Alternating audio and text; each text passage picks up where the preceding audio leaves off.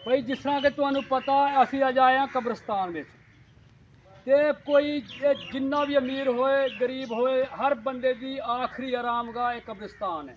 कोई मुरब्बियां का मालक है, कोई कोठियां का मालक है, लेकिन वो आखिरी वो मुकाम वो आरामगाह कब्रिस्तान है।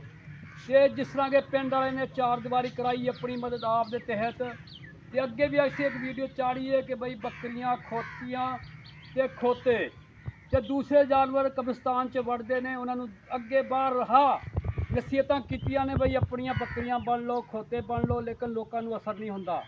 यकीन कर मरन नूं भुल्ले दे ने, उन्होंने याद ही नहीं कि असीं भी मरना, ते कब्रिस्तान की बेहुरमती होंदी है।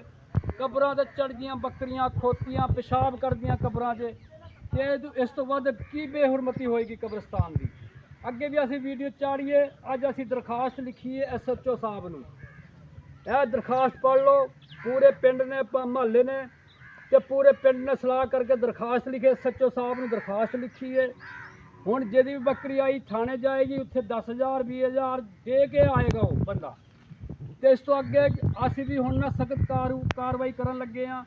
नरमी नाल दे लोकां नूं असीं बड़ा समझा लिया, बड़ा उन्होंने कह लिया, लेकिन लोगों नूं नसीहत नहीं होंदी।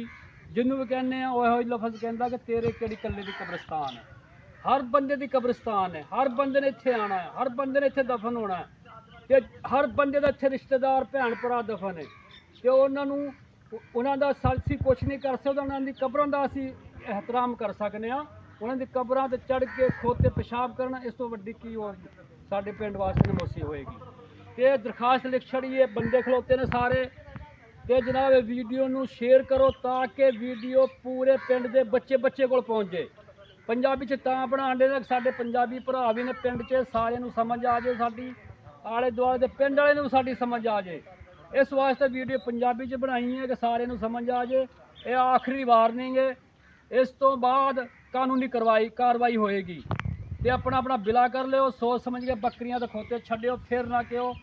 तो जनाब वीडियो नूं शेयर करियो। तो अल्लाह हाफिज़।